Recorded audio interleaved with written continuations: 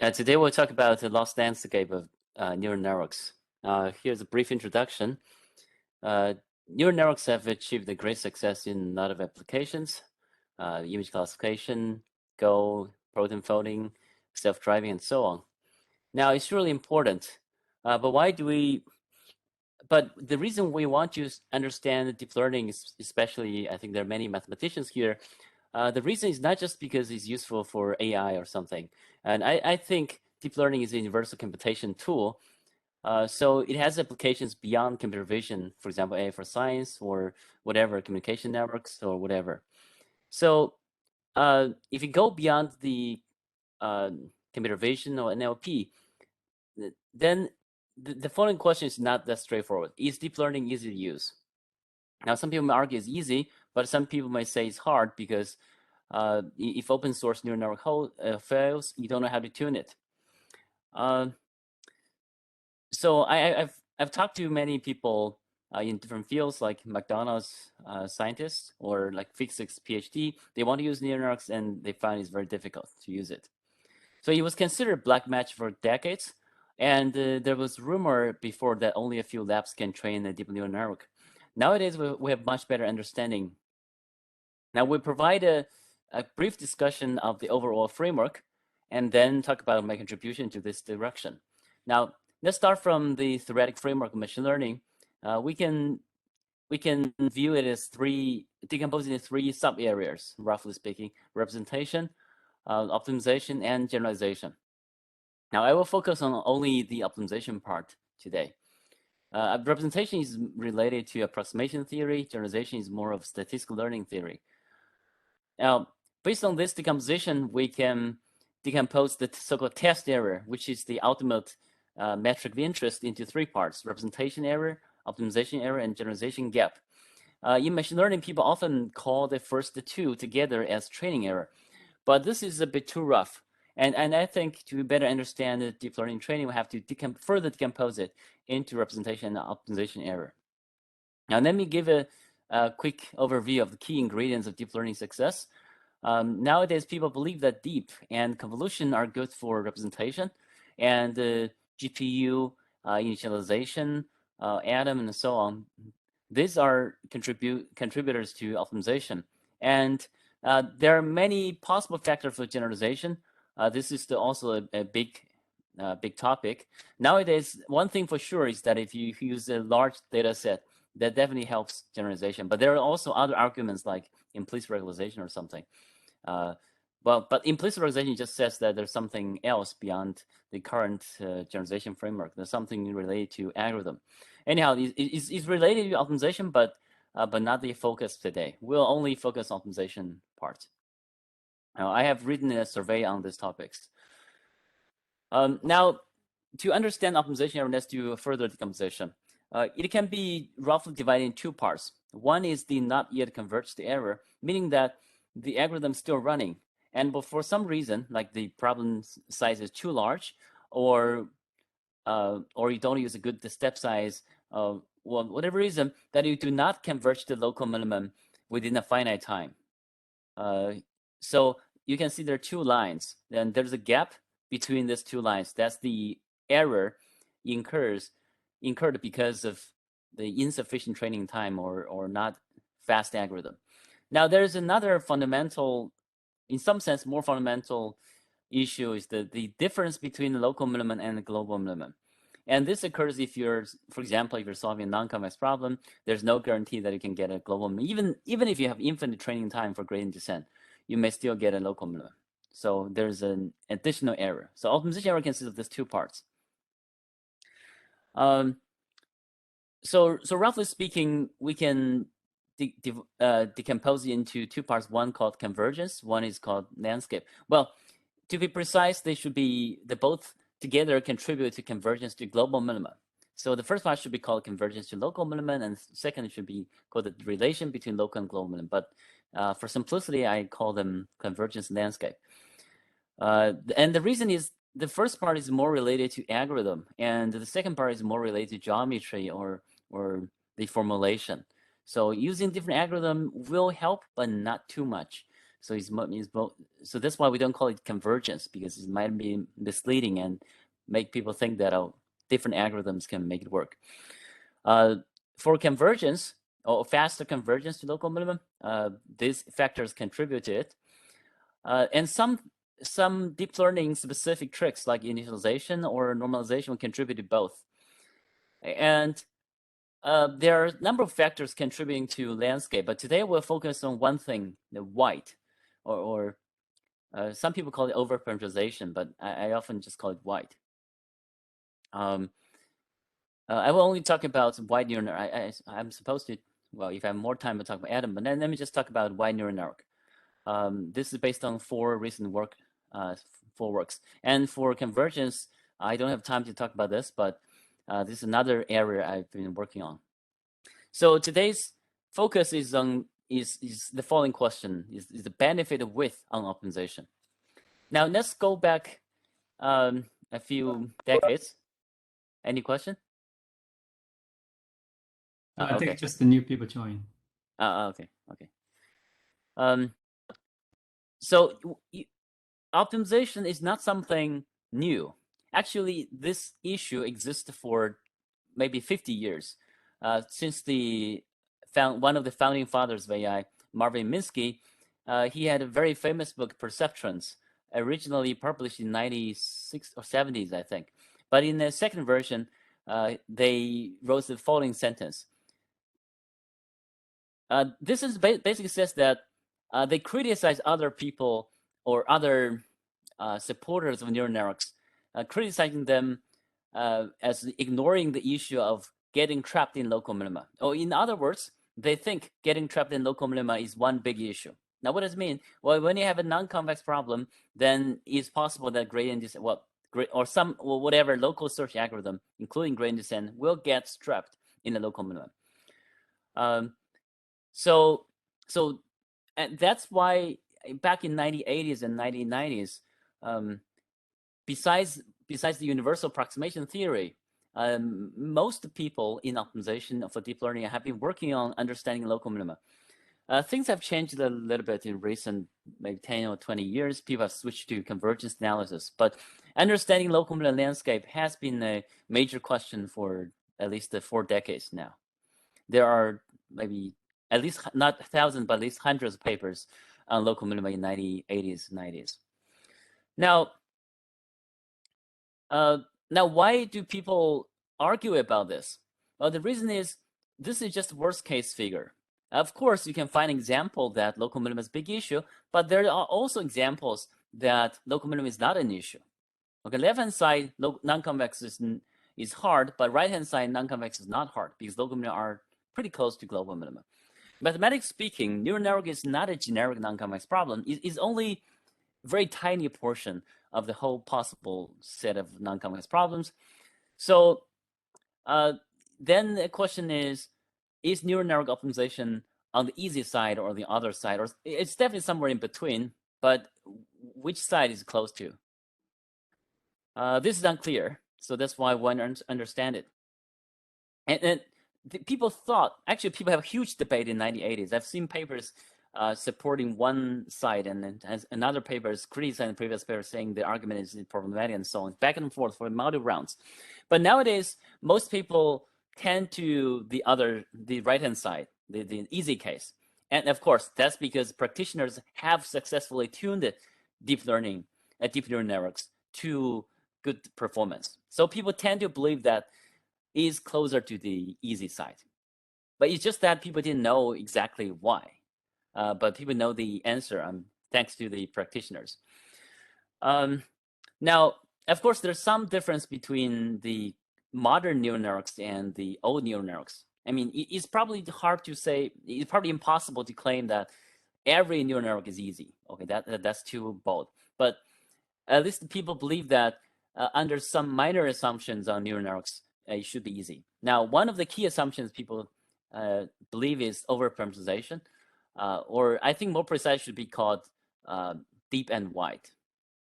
So overparameterization by the name, it means that you use more parameters than the data samples. But in fact, one major contributor is that you have a wide a wide layer. Wide means that at one layer you have many more neurons than the number of samples. Here's an example. For VGG19, one of the famous network like 5 years ago, the width is 30 million. Okay, that's 30 times the training set size. Even for Resonance 52, it reduced the width a lot, like by 10 or 20 times, but it's still comparable to the training set size. People have tried to further reduce the width, and then the people cannot get good performance. So this contributes, is one of the major contributors to the number of parameters. Another is the depth. Okay, nowadays it has like 50 layers or even 100 layers. Okay, now why do we use a deep and wide network? It is relatively well understood that depth will help representation. There are a number of papers on that. The argument is that if you have deep network, the representation power is much more much stronger than a narrow but wide network. So depth is much more useful in terms of representing functions. There are nice intuitions and the strong theorems about it. So that's relatively well understood. But what about width? If you argue that width is about representation, but then according to the results about depth, if you have the same number of neurons, you should use it for depth instead of width. Okay, that definitely helps the representation power. So it helps, but the width only helps a little bit. So there should be something else besides representation. Now, here's a nice paper from Maryland group. They visualize the loss landscape of neural network loss functions. Now, of course, this is a high dimension function. You cannot give a precise visualization, but you can do it by a low dimension projection. Okay, you project the high dimension space, the high dimension function into 2 dimension, and then draw a 3D image. So x and y axis are 2 random directions of the optimization variable or the parameters of neural networks, and the z-axis is the loss function value. You can see that left-hand side narrow network is pretty bumpy. There are many local minima, and right-hand side is very smooth. There seems to be no bad local minima. Now, can we provide a concrete result for this visualization? Well, it seems plausible, and the intuition is somewhat straightforward. More parameters would provide more path to decrease. So if there is some local minimum and you add more parameters, you can get around this local minimum and escape to a lower value. So that's intuition. But can we provide a rigorous theorem for this? For example, can we prove that there's no local minimum or suboptimal local minimum if the network is wide enough? Here's a summary of the key results. The conjecture I just said is incorrect. No, I think is almost impossible to prove that wide neural networks do not have a bad local minimum. In other words, we prove that for most common neural networks, even if it's arbitrarily wide, you can have a suboptimal local minima. Secondly, wide neural networks do not have bad basin. I will define basin later. In some sense, is extension of local minimum under symmetry. Finally, if you have a narrow networks, we can construct the bad basins. So in summary, if you to summarize the benefit of width, width will eliminate bad basins, but not bad local minima. Okay, let's start by the discussion on local minimum itself before going to more advanced version basin. Let's consider a general supervised learning problem. There are n samples, and we generate prediction by a fully connected neural network. And this sigma is the activation function. Is critical. Is one of the key thing to understand or to assume for the result. The optimization problem is just minimizing the sum of loss functions. Here, L is often a convex loss function like quadratic loss or cross entropy. As I mentioned earlier, there are many papers on local minima 3 decades ago. One of the notable results is the following. One hidden layer, white sigmoid network, has no bad local minima. Now, this result is very clean in the sense that, well, sigmoid activation is a standard assumption at that time. Even now is a reasonable assumption. Although people may use ReLU or something, but that's not a big issue in theory. The major assumption at that time is white. And as I said, white is not a big deal. I mean, people do use white network nowadays. It was a big assumption 4 decades ago. That's why this paper was not that famous 4 decades ago. But nowadays, that assumption becomes reasonable. So besides this assumption, there's pretty much no other assumption. Okay, and this assumption is reasonable, as I said. So this is a very clean result. I was very surprised to see this first time. And here's the claim, and more formally.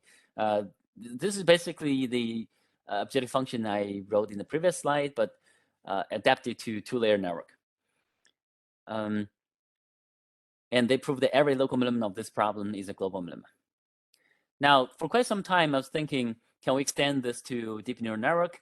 And the conjecture is that for white multi-layer network, we will have no bad local minimum, or suboptimal local minimum. And thought it's a low-hanging fruit until one day I found that the proof is problematic. Well, the proof is problematic does not mean the result does not hold. So we tried hard to find a counterexample, and after a few years, we find a example to this. And this example is not that easy to find, because if you consider simplest case, like just one sample, one neuron, in the simplest case, the result indeed holds. So the proof does not hold even for n equals 1 case, but the result holds. So that makes this a little bit complicated.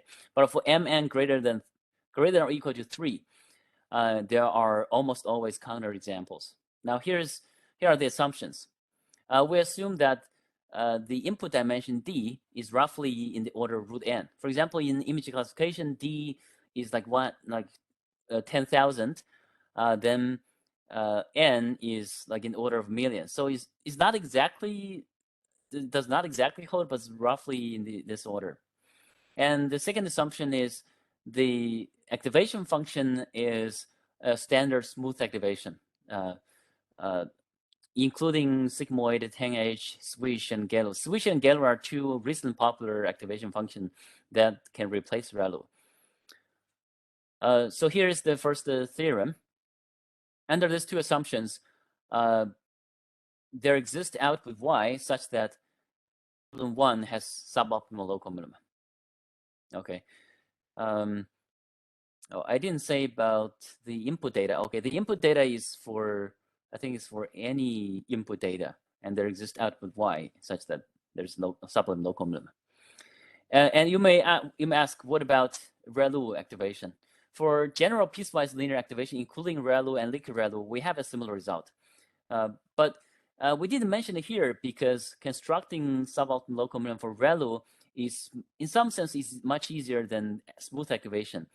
And the reason is, even for n equals 1, if for ReLU activation, you can easily construct a local minimum. I actually teach it in the optimization course, just 1 page, actually 2-line proof. You can show that for ReLU, there's local minima. So ReLU, in some sense, is not a good case to study for local minima because it's not representative. So the challenging part for smooth activation, and turns out there are suboptimal local minima. Here's a prototype landscape.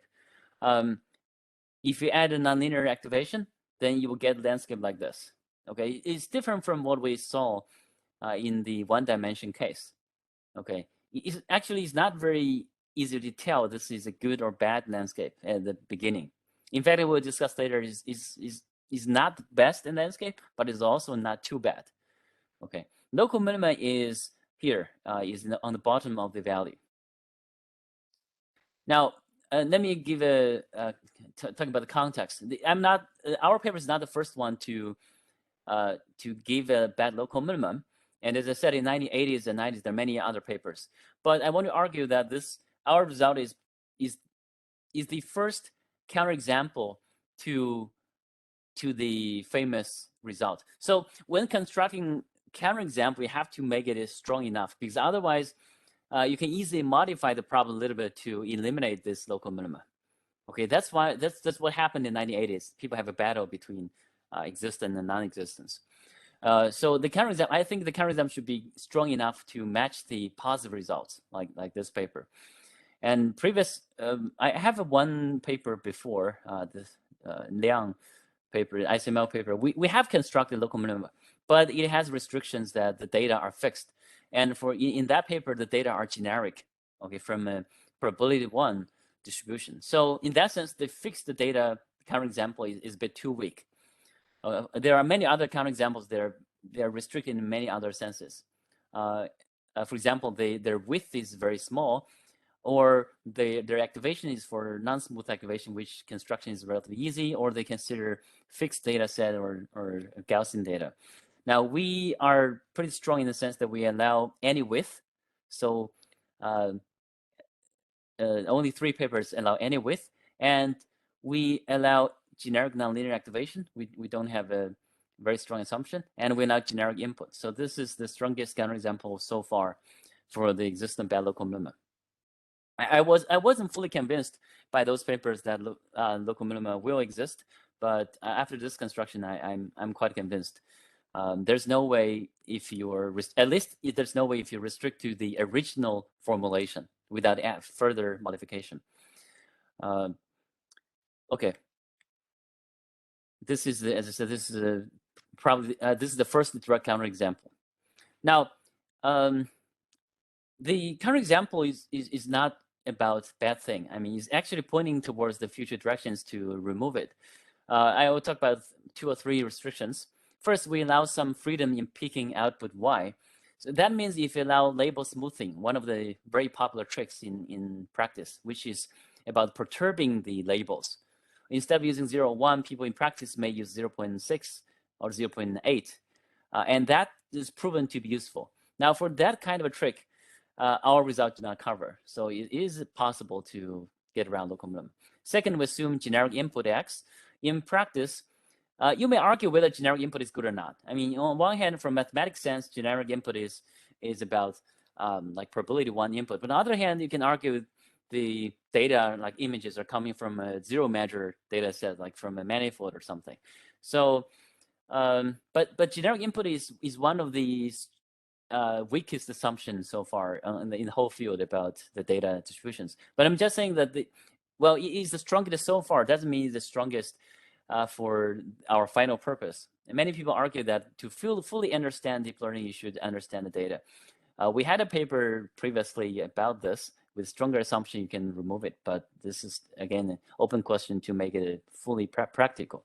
Finally, we consider unregularized loss. If you allow regularizer, then you can show that there's no bad local minimum. And the proof is highly technical and quite interesting.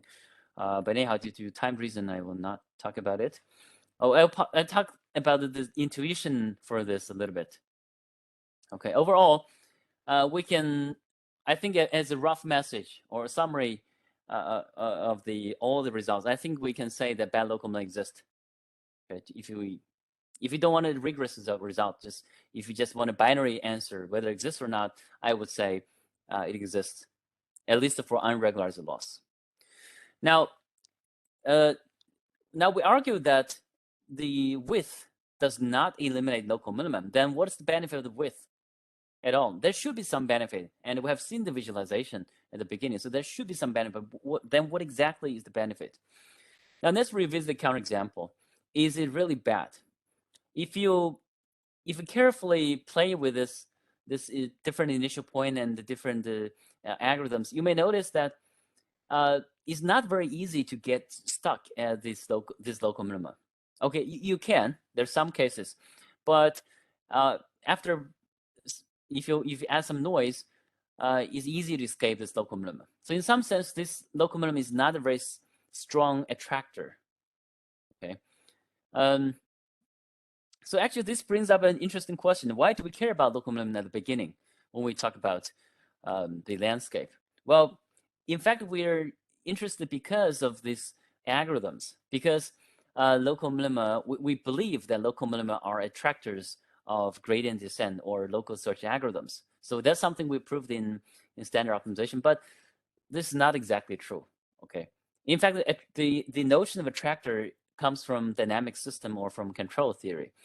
And in those areas, the interesting point is always attractor, is always related to algorithm. And in optimization, we always care about the stationary point or local minimum. So there's a gap between what we really want related to algorithm and what is studied in optimization. So that gap causes this seemingly contradiction that there's local minimum, but that doesn't seem to be very bad. Now let's provide a different notion to shrink this gap, hopefully to shrink this gap. We define a setwise strict local minimum. By this notion, you can see this is an extension from the point-wise local minimum to setwise. What it means is that, maybe just use a figure to illustrate. So the left-hand side, you have a local minimum, but it's not a strong attractor you can escape. So that means the set, the set of the equal line is not surrounded by barriers, so you can escape it. So it's not a very bad region. Okay, it is not the best, but it's also not very bad. Now on the right hand side, on the bottom, there is also a flat line, but this flat line is different from the left-hand side because it's surrounded by barriers. So no matter what kind of a decreasing algorithm you use, you will never be able to escape from it. So a formal definition is that if a set is surrounded by a barrier means that in an epsilon neighborhood, you always get a higher function value. Then this is called a setwise strict local minimum. Now, if you define equivalent set, like if the function value are the same, then you collapse it to a single point. Then this will collapse to a single strict local minimum. So this is extension of strict local minimum to under equivalence or under symmetry. Okay, these are one-dimension case, and for two-dimension, there's no basin. Okay, the local minimum red point there is not a setwise strict local minimum. Okay, or is not a part of a setwise strict local minimum. Now we define weakly global function as the function. Actually, we did not define it. Defined by another paper. Weakly global function is a function that has no suboptimal basin, and the global function is something we hoped for at the beginning, but now we reduce requirement to weakly global function. The left-hand side is weakly global function is not the best, but it's okay, and right-hand side is really bad. Okay, it's non-weakly global function. I have some visualization from nature. So non-basin local minimum is like a river. You can have a path to the sea along the river bank. Okay, or even if you have a boat, you can travel to the sea by the boat. So the boat is going flat, is not jumping, it's just going flat, and they can go to the sea. Right-hand side is like a barrier lake. If you have a boat if you ride a boat in the barrier lake, you will never be able to get around of this, get rid of this barrier lake, okay, unless you can jump. Okay, you have to jump to get rid of it. So in terms of algorithm, it means that you have to add a big noise to get rid of this basin. Okay, let's present the formal result. First assumption, loss function L is convex. This is kind of trivial assumption. It applies to standard classification regression. We assume the data are distinct, and this is also a very mild assumption. We assume the neurons are continuous. This is also very mild. The major assumption is the wide layer assumption. The last skin layer has at least n neurons, where n is number of samples. We do have a result with a wide middle layer, not necessarily the last layer, but for simplicity, we skip it here. It's more technical than this one. Now here's the theorem. Under these assumptions, actually, the major assumption is just assumption 4, the width. Then the objective function is a weakly global function. And that's it. There's no further assumptions on it. Okay. So this implies that with n neural network has no suboptimal basin. Okay, this is also a quite clean result. Now, you may ask whether this is because the neural network itself has some specific property to make basin disappear. Maybe for whatever neural network, it does not have a basin. Now, we give another result on the narrow network. For any n and for any distinct 1D input data, there exists activation and output such that with n-1 neural network has suboptimal strict local minima. The strict local minima is a special case of a set-wise strict local minima. So, so this is the other side, the opposite of the theorem 2. So that means that theorem 2 cannot hold if you only have width n-1. Now, here's one restriction to the theorem. As I said, for counterexamples, actually there are many levels of counterexamples. This theorem 3 is probably the simplest one, or the weakest one to show that n is the minimal requirement, or minimum number with neurons to make theorem 2 hold. But it still is weak in the sense that we construct neuron. Actually, we do not fix neuron. This is a bit strange. We have data first, and then we construct activation. Easy enough to distinguish wide and narrow, but we can make it a counterexample stronger. We can define a transition width as following. For a given activation function, the smallest network width such that no suboptimal basin exists is the transition width. The two results are not enough to show transition width because it's data dependent. Yeah, I forget. I have to add here for any distinct input data and for a given activation, the smallest network width. Now here's a summary of a few more results, which I don't write the formal results here. If activation satisfy like twice non-zero differentiable, then transition width is between 1 and n. So we constructed single neural network with strict local minima. If it is piecewise linear, the transition width can be shrunk to somewhere between half n to n. There's some cases there's no phase transition. Like even for narrow networks, there's no strict local minima. There is another paper roughly in the same time. They analyzed strictly increasing activation using a slightly different notion, but they do not study phase transition. They do not construct the bad points for narrow networks. And we build phase transition and we cover much larger class of neurons. They only cover strictly increasing activation, so it does not include those non-smooth activation. Actually, they assume smooth strictly increasing, so they do not cover many non-smooth activation and some non-monotone activation like squish and gallo, which are popular recently. Okay, now to give you a visualization of the landscape suggested by the results.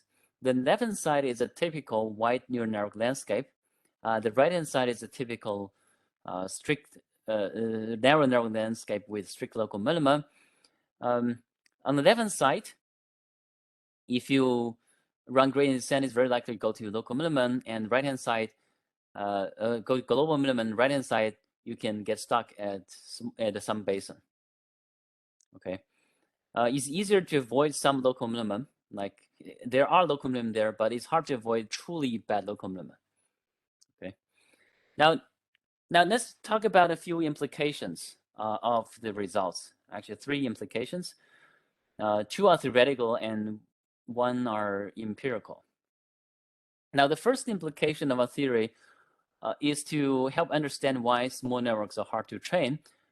And we give a possible reason that is partially due to bad basins. Now, this implication is very different from the recent global convergence result. Many theoreticians are trying to prove that wide networks are good. But actually, from a practitioner perspective, they don't care too much about the reason or understanding. Okay, they care about understanding only if it can help design a better algorithm or better formulation. Now, one of the major open questions in the whole deep learning area, I mean, for practitioners, not just theoreticians, for practitioners, how to train a small network. And and this is very useful in practice due to various reasons, efficiency or more environmental friendly or something. But it is extremely difficult, and people didn't know why before. And we point out that it is partially due to bad basins. Now, at roughly the same time, there is a paper from Google providing empirical evidence by drawing the landscape for training small and big networks. I will not explain in detail what this figure means.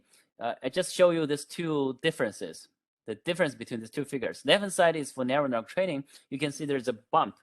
So the bump means that there's no decreasing path from a local minimum to global minimum. The right-hand side, there's a local minimum, and you can see there's a basin there. Okay, you're stuck at a basin, which have a bad performance. And you cannot go to global minimum because of the barrier that stops you from going to the local minimum to global minimum. Now, the right-hand side, there's no barrier. Okay, from any point you can go to the global minimum. So that provides an evidence that our theory indeed has an empirical counterpart. The second implication is on GAN Landscape. So the one reason we understand neural networks is that neural networks can be used in many other formulations. For example, min-max optimization in GAN. Now, for GAN, the convergence analysis or detailed analysis seems very difficult. Okay, people know that GAN is very complicated, challenging. Even an engineer may take a few months or maybe a few weeks at least to tune it. Now, the partial reason is that it makes min-max and the neural networks two of the challenging tasks in optimization. Interestingly, we can prove some strong result for GAN recently. In fact, we can prove that for pretty much all existing GANs have bad basins, and after small modification of 2 lines of code change, there's no bad basin. And the proof consists of 2 parts. One is based on the loss function or the function space analysis. That's mainly for GAN, but another is for neural networks. The neural network part, the neural network parameterization part, is borrowed from the works we talk about today. So this result also shows that the result we prove here is not just for supervised learning. It is more about understanding the parameterization of neural networks, so it can be potentially used for any other cases. I mean, any other problems that involve neural networks. So including, for example, self-supervised learning, contrastive learning, or maybe even reinforcement learning. As long as you can have a understanding of the so-called function space, then you can borrow the results for parameterization and get a strong result for the neural network results. Okay. The final thing is about the regularized problem. The left is the unmodified landscape we mentioned earlier. In fact, I mentioned that there are some cases that starting from initial points, actually I start from 10 initial points. Out of the 10 initial points, 2 of them will lead to convergence to local minimum. The blue curve, actually partially, half of the blue curve is local minimum, half are saddle points. These 2 initial points will go to local minimum. So indeed, it may fail. Okay, actually, this is also consistent to practice. If you don't pick initial point carefully, you might get stuck at local minimum. So it's not too surprising in some sense.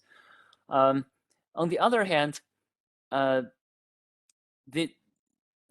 we still want a strong result, because if the result is initial point dependent, that might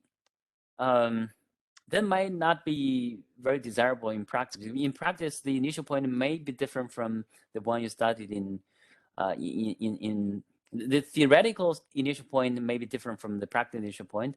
So we still want, if possible, to get a initial point independent result. And there is a possibility.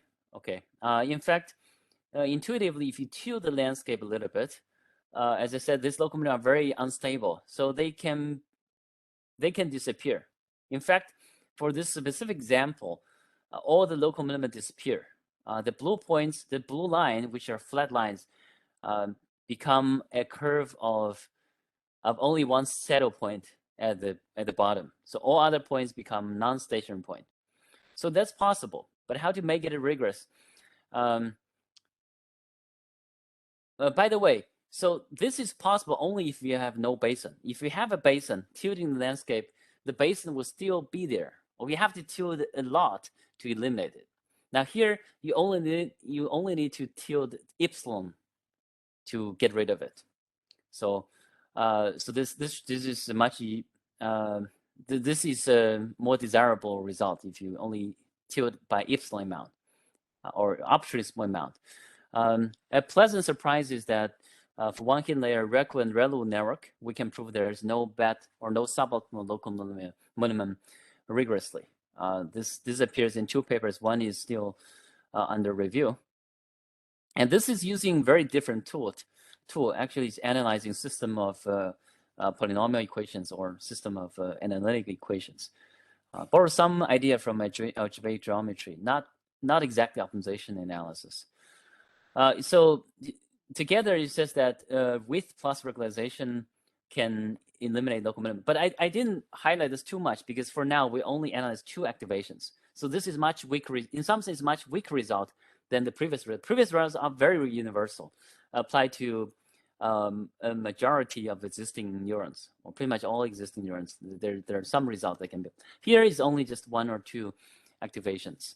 So we're still looking for a more generic result to extend this. Okay, let me maybe spend 5 minutes on the proof sketch, mainly for the 2 results, the existence of local minimum and the no bad basin result.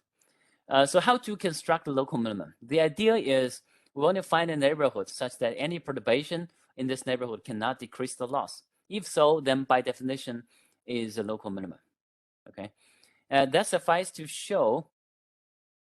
Well, so how to show that perturbation do not decrease the loss? One way is to restrict the perturbation space. So we want to show that for any perturbation, the output weight of a certain layer lies in a half space. Now, if it lies in the whole space, then then you can find a decreasing loss. But if you can restrict the half space, then it becomes a local minimum. So there are 2 tricks. One is to do a quadratic approximation of the potential perturbed direction. Well, the one challenge for neural network is always about what kind of approximation you use. So you can do Taylor expansion, but Taylor expansion sometimes is quite complicated. You should properly, not you should, but you can properly restrict the ways of approximating it so that the form is simpler and easier to handle. Okay, we use a certain quadratic approximation of the function. Secondly, we pick appropriate output data so that the weight will be in the desired half space. So the requirement itself is an inequality. So we get an equation inequality system, and we want to find a solution to the equation inequality system. It turns out we can find a solution under certain assumptions. Okay, so the major trick is the construction of approximation and then solving an equation inequality system. And this is a universal tool. I mean, we do find a special solution, but in general, we can even have a computation approach to construct local minimum if we can solve this equation inequality system by using some algorithms from, say, from algebraic geometry or from optimization. The second theorem is about no bad basin. The key idea is also not very hard. Is the following lemma? Okay, in some sense, it's all the idea boils down to this simple 2-dimension problem. Now this is a 2-dimension matrix, and if you don't have sigma, okay, this sigma is a scalar function. If you don't have it, then this is rank 1 matrix for sure, because it's just W1, W2 times X1, X2. Now, the key observation is if sigma is nonlinear activation, then this will become a full rank matrix. In fact, this holds as long as sigma is not linear in the sense that sigma 0 is non-zero, sigma 0 the derivative is non-zero. If it's linear, then derivative is 0. Secondly, the W1 X1 this is a typo X1 x1, x2 are generic, and w1, w2 are generic. Okay, if w1, w2 are all 0, this might be hard. But as long as they're generic, then it's full rank matrix. So in general, if you assume that the derivatives are non-zero for n orders and consider n by n matrix, then you can show that the matrix is full rank, and that's the critical part. Okay, here's a sketch of lemma 1. We use a lemma about an analytic function. It's either all 0 or only the zeros, the zero set, or the solution of the equation only form a zero measure set. Either of the two cases can happen. You cannot have a dense set with zeros. Now here's a proof sketch. Assume the lemma 1 about determinant. If determinant is 0 for positive measure, then determinant is 0 for all w, then we can show that all derivatives are 0. Then you can construct the kind of Vanderman matrix and show that it's non-zero. That determinant is non-zero. That's it. Okay, this is one of the key results for the no basin result. Now let me talk about the whole proof sketch of theorem 2. The first, there are 3 steps. We use the approximation trick. The first step is to show that if the neuron has a non-vanishing derivatives or is smooth enough, then a certain property holds, and this property implies weakly global. We don't have time to talk about this property here. Just need to know that for special class of neurons, weakly global function holds. Now we knew it for quite some time, but we don't know how to extend it because we think this class of neurons is restricted.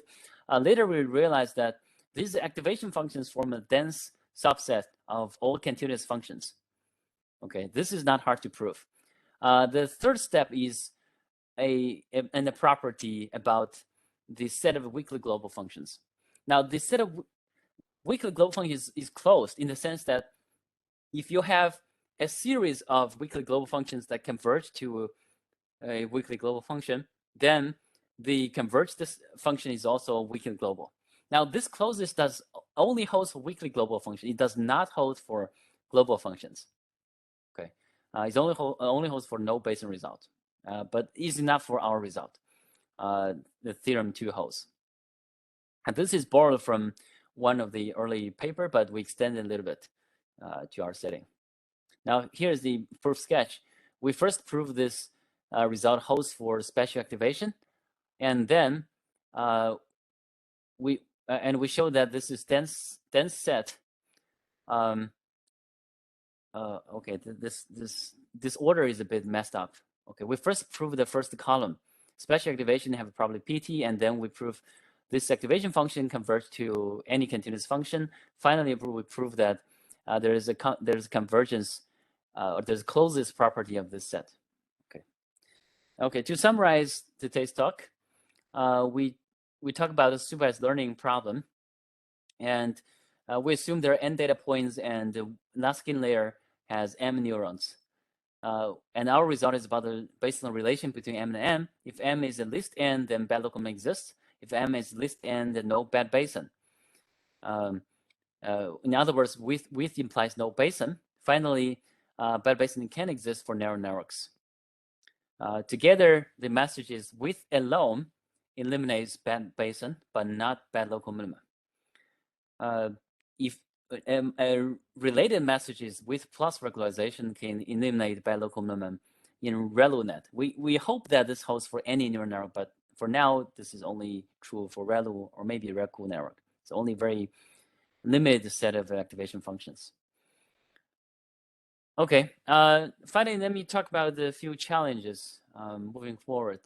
I mentioned a bit that one big challenge is large neural networks. They're huge, the size trillion, and they're good for various reasons like memory computations or for on-device AI. And one future direction we hope to actually we worked on this, but when we continue to work on is how to design a trainable smaller neural network. This is of major interest to practitioners, and actually along this direction there are 2 ICLR best papers. And the second one is especially interesting because this paper is highly optimization theoretic, and many people don't even understand it fully. I think I've seen papers claiming to prove this, but actually proving a wrong version of it.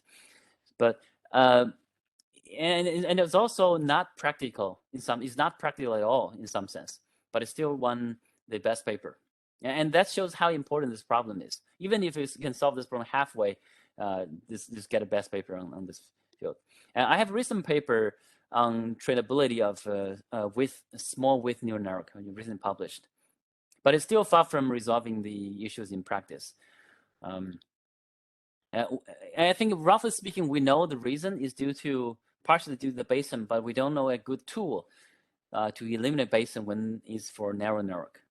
This paper provides some naive way, but still not very strong, I think.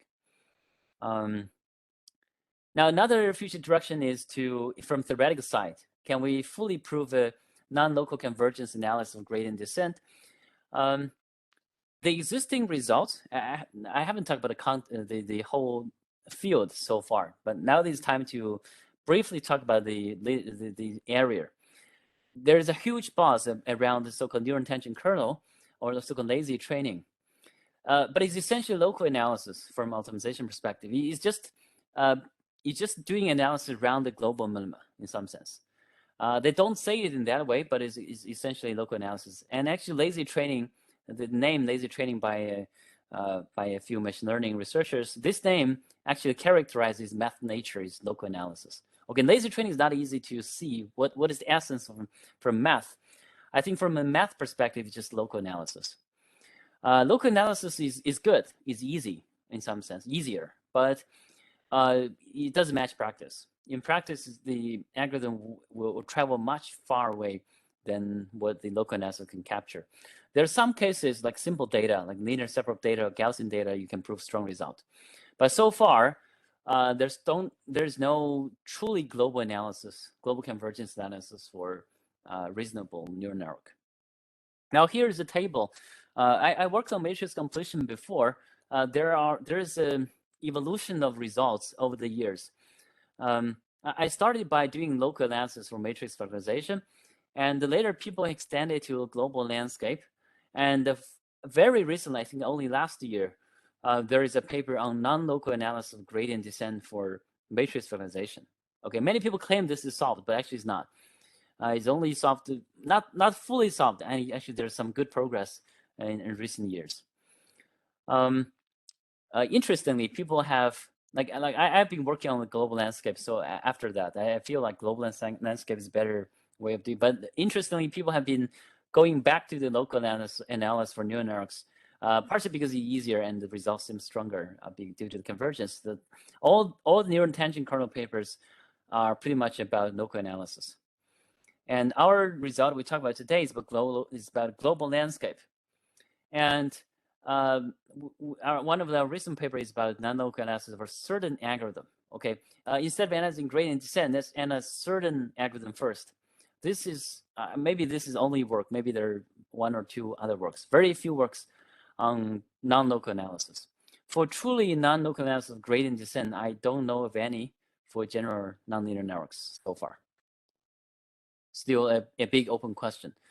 I noticed a mathematician from Stanford, one of the most famous probability analysts, who has published paper trying to do this. I think there's a reason, because there's still a huge space left for truly understanding the convergence.